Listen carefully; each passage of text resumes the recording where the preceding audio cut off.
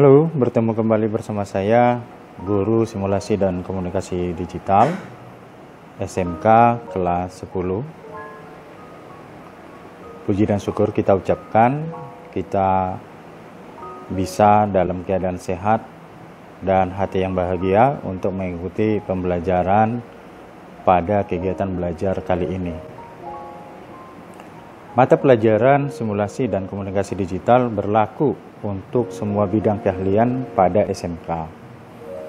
Diajarkan pada tahun pertama atau kelas 10. Tidak dapat diperpanjang pada kelas berikutnya.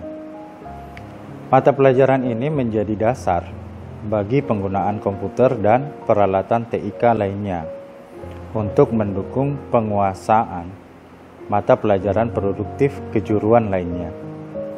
Siswa harus merelasikan penggunaan perangkat TIK dengan mata-mata pelajaran pada bidang keahlian, program keahlian, dan kompetensi keahlian yang dipelajari selama di SMK.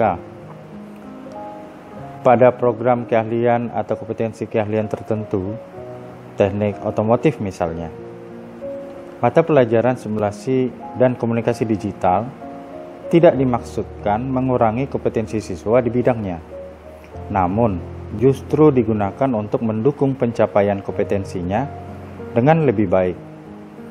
Penggunaan komputer dan peralatan TIK lainnya akan mendukung pencapaian kompetensi, karena pembiasaan penggunaan peralatan TIK dalam simulasi dan komunikasi digital akan mendukung seseorang untuk mengomunikasikan gagasannya.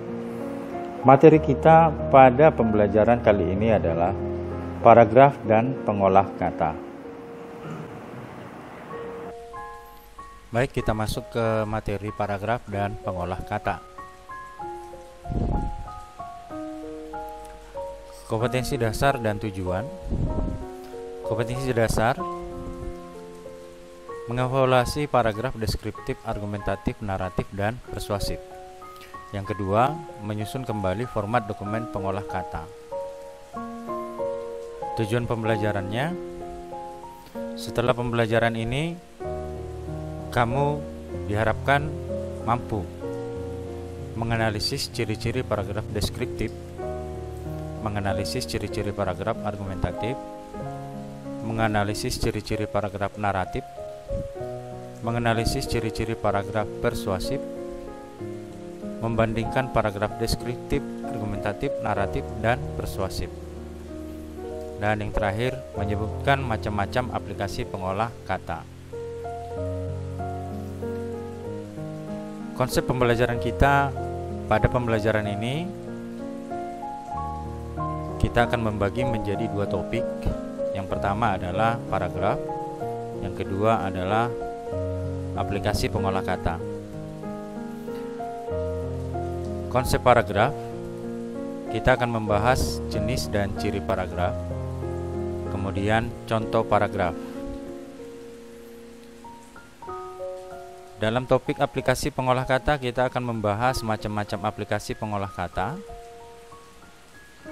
fitur yang terdapat dalam aplikasi pengolah kata, kemudian yang terakhir membuat karya.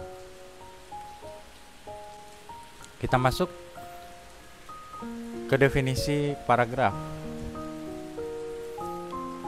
Paragraf merupakan sebuah kata yang diadopsi dari bahasa Yunani, yaitu paragrafos, yang berarti menulis di samping atau tertulis di samping.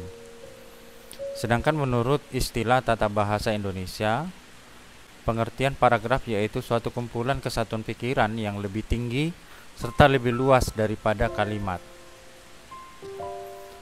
Paragraf yang baik setidaknya harus memenuhi syarat. Yang pertama, kohesi. Sebuah paragraf dianggap memenuhi kriteria kesatuan atau kohesi apabila kalimat-kalimat dalam paragraf tersebut bersama-sama mendukung suatu hal atau tema tertentu yang diangkat. Hal ini karena sebuah paragraf yang baik biasanya hanya mengangkat satu gagasan pokok saja. Syarat yang kedua, koherensi. Sebuah paragraf dianggap memenuhi kriteria koherensi atau kepaduan Apabila semua kalimat yang membangun paragraf tersebut saling terkait antar kalimat yang satu dengan kalimat yang lainnya yang membentuk paragraf tersebut. Syarat yang ketiga, kelengkapan. Sebuah paragraf dianggap lengkap jika paragraf tersebut dibangun oleh beberapa kalimat yang terdiri atas kalimat utama dan kalimat-kalimat uraian atau penjelas. Yang terakhir, syarat kevariasian. Paragraf dinyatakan memenuhi kriteria kevariasian apabila kalimat-kalimat yang membangun paragraf tersebut bervariasi, baik dari segi struktur kalimat, bentuk kata, maupun pilihan kata atau diksi yang digunakan. Kita lihat jenis-jenis paragraf. Ada deskripsi, narasi, eksposisi, argumentasi, persuasi.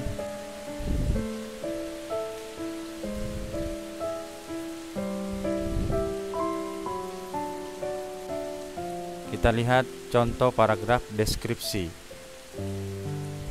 Ini adalah contoh paragraf deskripsi. Paragraf deskripsi merupakan jenis karangan ataupun paragraf yang memuat deskripsi atau penggambaran atau perincian suatu objek tertentu secara mendetail. Dalam paragraf jenis ini, seorang pengarang atau penulis akan mencoba memberikan pendekatan pada pembaca untuk menggambarkan sifat dan karakteristik sebuah objek. Dari sini pembaca akan dibawa seakan melihat, merasakan, atau mendengar apa yang dilukiskan oleh penulis secara langsung. Dalam contoh ini ada dideskripsikan tentang Candi Borobudur. Penulis mendeskripsikan Borobudur tersebut terletak di Magelang, Jawa Tengah. Posisinya 86 km di sebelah barat Surakarta. Kira-kira begitu. Kamu bisa baca contoh paragraf deskripsi di sini.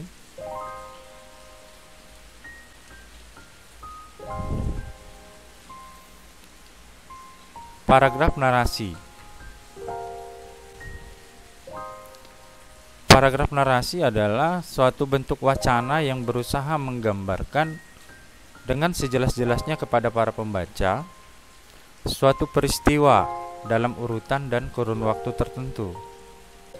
Atau bisa juga kita pahami bahwa paragraf narasi merupakan jenis paragraf yang mengisahkan sebuah kejadian atau peristiwa berdasarkan urutan waktu.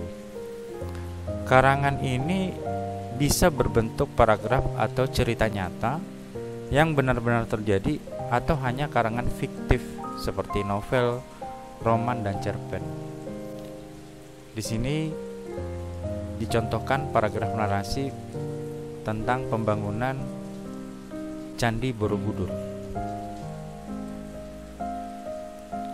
Dalam paragraf ini dinarasikan pembangunan Borobudur tersebut dari tahun ke tahun.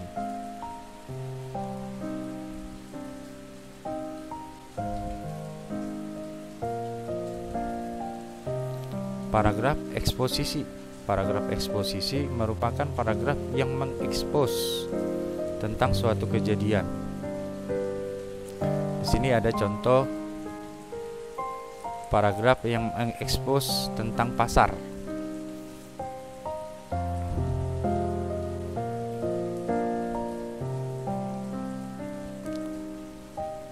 Paragraf argumentasi adalah paragraf yang mengemukakan suatu pendapat atau argumen beserta alasannya. Paragraf ini dibuat dengan menghimpun suatu pendapat, sikap yang disertai dengan alasan-alasan, contoh-contoh, dan bukti-bukti yang meyakinkan sehingga pembaca akan membenarkan gagasan pokok yang dibawanya. Di sini diberikan suatu gagasan pokok mengenai swalayan, supermarket, dan hipermarket. Bila kita baca contoh paragraf ini, akan diargumentasikan alasan-alasan tentang swalayan supermarket dan hipermarket tersebut.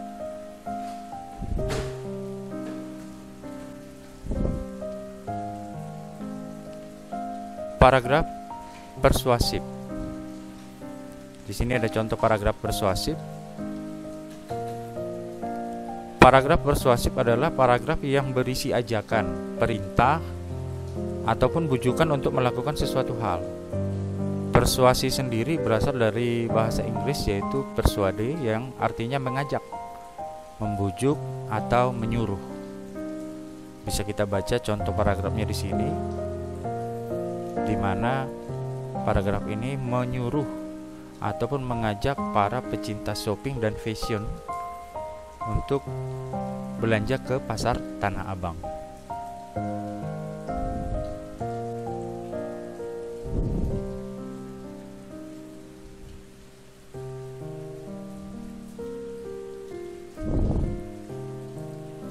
Demikian mengenai paragraf.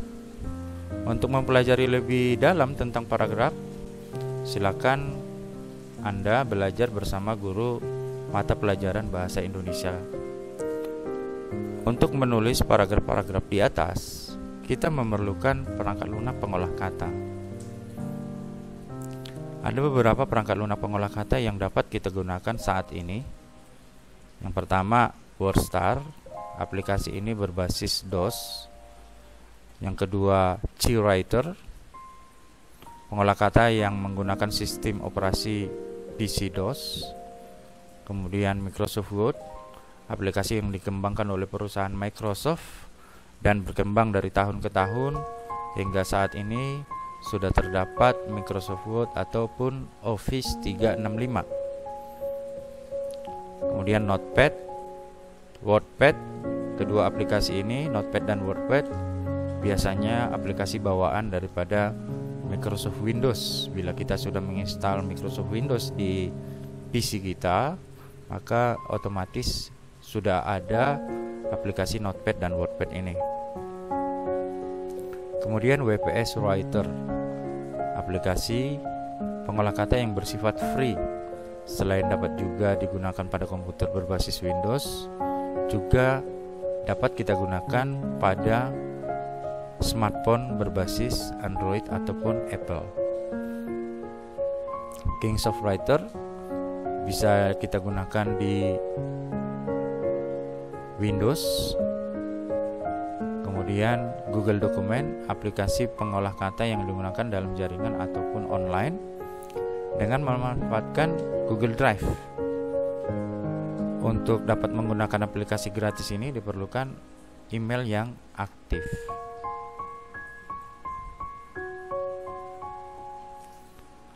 Suatu aplikasi dikatakan perangkat lunak pengolah kata apabila di dalam aplikasi tersebut terdapat beberapa fitur-fitur umum. Yang pertama, fitur font, paragraf, indentasi, table, header dan footer, dan fitur print.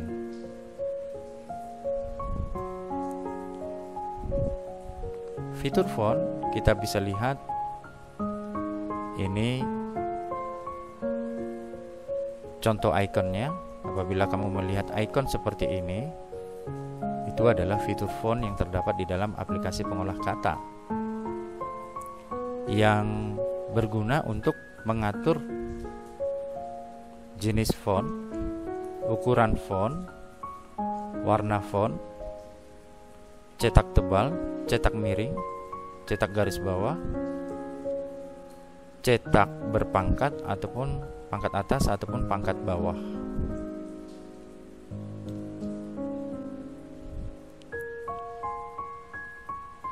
Fitur paragraf biasanya ada 4 macam di dalam fitur paragraf. Yang pertama itu justify. Ikonnya bisa kita lihat seperti ini. Digunakan untuk memformat paragraf rata kanan dan rata kiri. Kemudian align left. Ikonnya seperti ini, digunakan untuk memformat paragraf rata kiri. Center digunakan untuk memformat paragraf rata tengah. Align right digunakan untuk memformat paragraf rata kanan.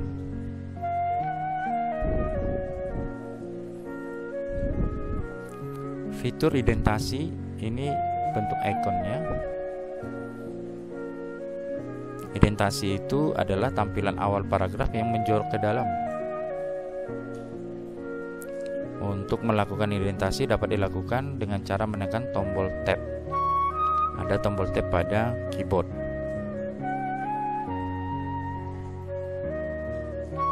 Nah, di sini ada contoh indentasi seperti ini ya. A, B, C, D ini merupakan indentasi.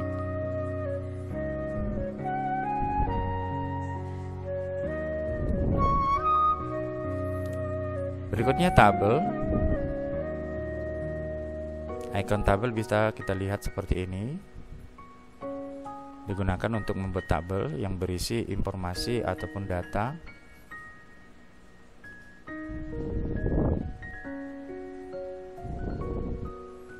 Kemudian fitur header dan footer.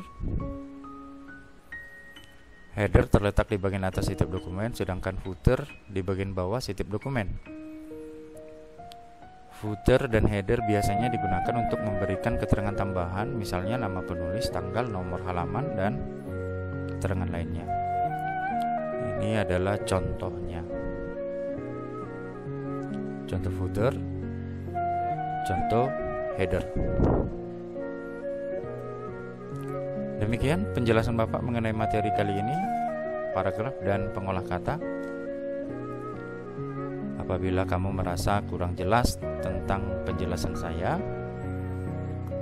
kamu boleh mengulangi video ini ataupun bisa bertanya di Classroom ataupun di WA grup simulasi dan komunikasi digital. Demikian, terima kasih atas perhatiannya.